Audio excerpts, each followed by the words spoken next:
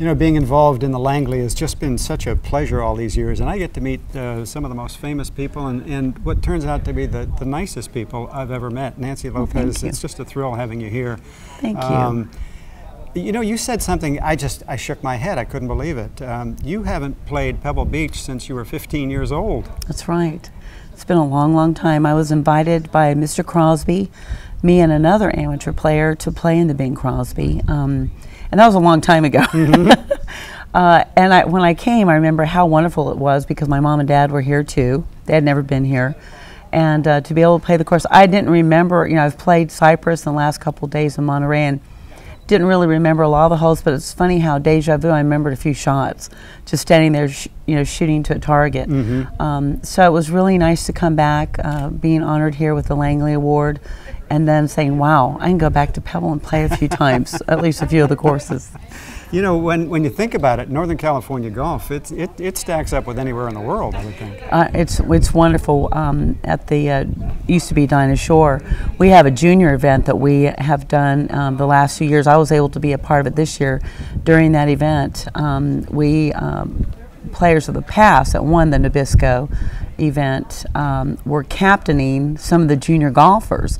So we had 3 little junior golfers here from California, and we captained them to win money for our charity. So it was really a lot of fun, and there's so much talent here in California and so much support of junior golf. It was tremendous. This has been quite a week for you. You were just inducted into the Legends Hall of Fame, isn't that right? That's going to happen next week at our Legends event in French Lick, Indiana. Mm-hmm. Yeah, and you know, it's always thrilling when you don't play much golf anymore and really don't win any tournaments. It's nice when you get honored with the award. So my goal is to try and do that. That's a good goal to set. You know, when you think about your career, you know, coming up as a young lady as you did, and winning all those tournaments and being a member of the World Golf Hall of Fame, and as you say, traveling around now after playing, when you think back, there's just got to be memory after memory after memory. There are, and I think I get really kind of emotional when I'm watching players because in a way that when they tee off on the first hole, my hands get nice and sweaty still because I remember those feelings of competition and the way I felt about it, or standing over a putt that you know you've got to make, or you know, just competing head to head against somebody else when you're out there playing on the tour. So there's a lot of good memories, good and maybe sometimes not always good. Maybe when you lost a tournament. I know watching Phil Mickelson lose or not win his 6th U.S. Open, I finished second 4 times. Wow. And I was very emotional that day when he didn't win. I know how hard you work to try and get in that position to win the U.S. Open and how tough it is, and then falling short again. And it's just, you know, those emotions still come back. The emotions are so strong, and that's what keeps us going. I saw a piece of videotape of you winning a tournament, sinking the putt, and turning around and finding your father in the gallery. Yes. And giving him a big hug. I mean, that has to just, you know, be right up there at the top. It was. My dad was such a great dad, a great teacher, mentor, friend, everything to me. Never felt pressure from him. He wanted me to love the game. He didn't want me to love it through him. He wanted me to love it myself, mm-hmm. because he always told me that I would be most successful if I loved what I was doing.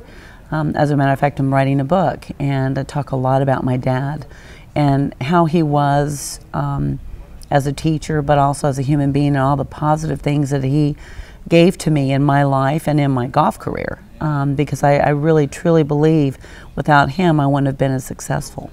You know, the whole circle of life is very interesting because, you know, as a young girl at that point, you were turning to your dad for advice, and now people are turning to you. Now you're the mentor, and how we get to that point, I don't know that we ever find, you know, how we get there, but all of a sudden we are, and it's a totally Absolutely. Different point of view. That's true, and I think with the players on the LPGA Tour now, I captained the U.S. Solheim Cup in 2005, and then I captained the Junior Solheim. So a lot of the players that are playing now, I have good friendships with them, and really like a mother friendship because I'm old enough to be their mother. Mm-hmm. They're all so young.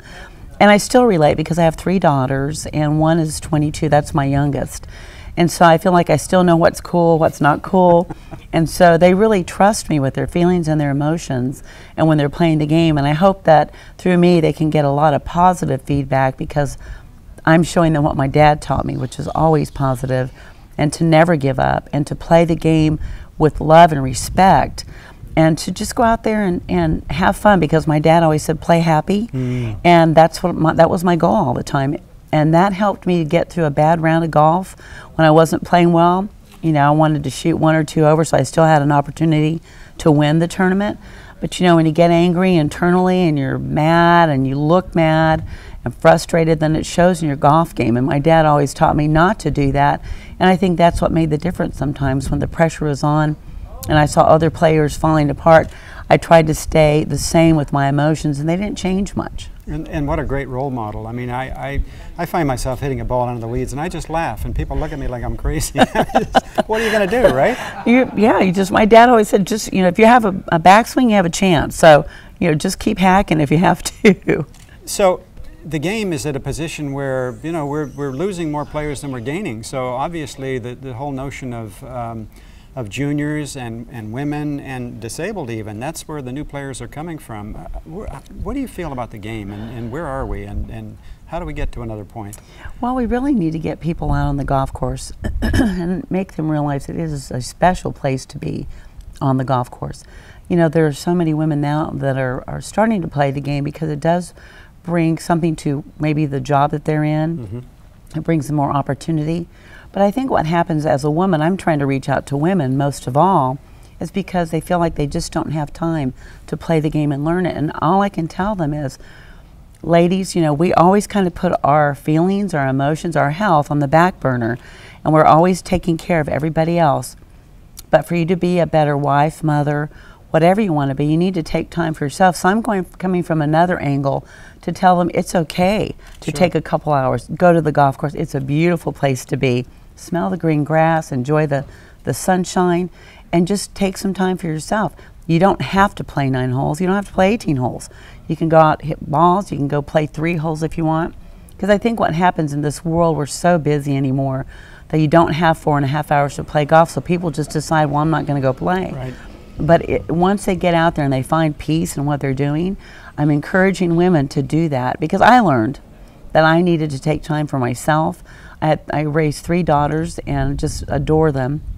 But I was a better mother if I took a little bit of time for myself on the golf courses where I wanted to be. And then I was better when I got home, and I was more patient, got a little bit of rest. So I'm coming from a different angle for ladies to go out there and play the game and love it, because it is a fabulous place to be. I have a granddaughter now that's 19 months, and I want to show Molly how to play the game, and I don't want to start her too early. I want to see if she will love it.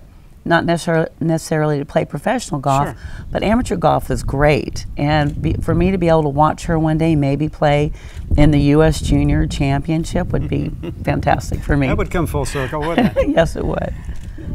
Talk to me about the notion of junior players and amateur players as we're getting them into the game. Should they play the same rules that we play?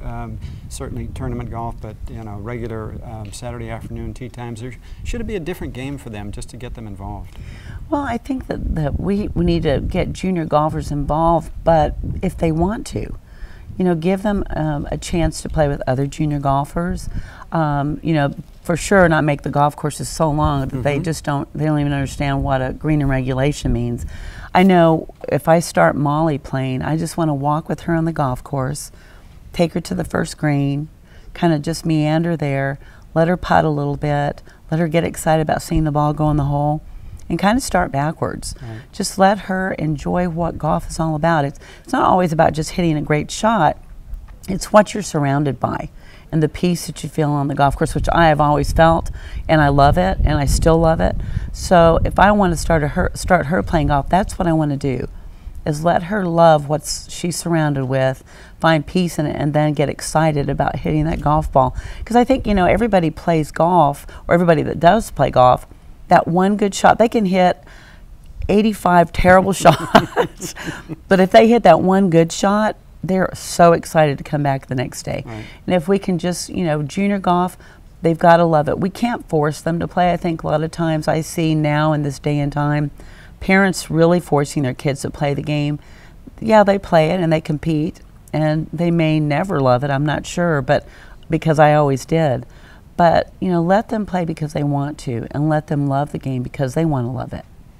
You know, you're at a time in your life, again, as you said, you're playing less, but on the other hand, it gives you more time for charity, for philanthropy, and, you know, you're here supporting the Langley this year and, you know, impacting lives through golf. That's got to be a special feeling for you as well. Well, you know, philanthropy is important in my life. Have one very special charity aimed for the handicapped. Then I do another event in my old hometown, hospice, and Val Skinner, who's really huge in breast cancer, we try to help her. I just did Betsy King's event for Golf for Africa, where they're trying to bring fresh water to all these families in Africa. So, you know, you can win golf tournaments, and yeah, that's great, but if you can do something with winning golf tournaments and help other people, that really completed my life. At least as a rookie, I came out and started speaking to Joe Geiger, who's the director of AIM, and wasn't really ready to, I didn't want to just put my name on a program, I wanted to be involved. And to be able to help handicapped children, you know, when I walked on the golf course, it helped me because on those days that I wasn't playing well, I thought about all those handicapped children that couldn't play this game that I loved because they were handicapped. And so I learned a lot from that, being involved with that charity. But I know when I lay my head down at night, I feel really good about my life because I'm trying to help other people. And when you're a celebrity or a professional golfer or whatever, that's a way to give back. And I think it's important because you have to always think about, why am I on this earth? And I think I used to ask myself that question a lot, but it's to perform and make people happy with your golf game, but also to give back and help other people that can't help themselves. Well said. You've accomplished so much in your life. What is it that makes you the most proud? What, you know, when you lay your head on the pillow at night, where do you go? Raising 3 girls. I'm very proud of my daughters. That's you know, they had to live through a life of traveling, sometimes weeks without mom, and you know, they were, I think, to be able to raise them and then be really decent people. I really am proud to say that I did that, and I love them and adore them, and I feel like they feel the same way about mom. That's wonderful. You know, we all have our fantasy foursome, and you're on a lot of lists, so who's on your list? Good question. You know, people ask me that, and I always seem to have a different foursome, but, you know, my dad definitely. Yeah. He was just so much fun to play with. Arnold Palmer, who I just admire, adore, love. He's just such a fantastic person. And, you know, I used to play with Gerald Ford a lot, President Ford, and he was really a great man. I'll bet. And I wouldn't mind playing with him again. Who wouldn't want to play with Nancy Lopez? You know, you've actually brought us full circle because at Langley #1, our honoree was Arnold Palmer. At Langley #7, our honoree is Nancy Lopez. And I'm just very thrilled to have had the time to spend with you, and I can't tell you how much I appreciate you being here. Well, thank you very much. I'm very proud to be here also. I hear so many, have heard so many wonderful things about Mr. Langley. I wish I would have known him. And he would have loved you too. Thank you. Nancy Lopez.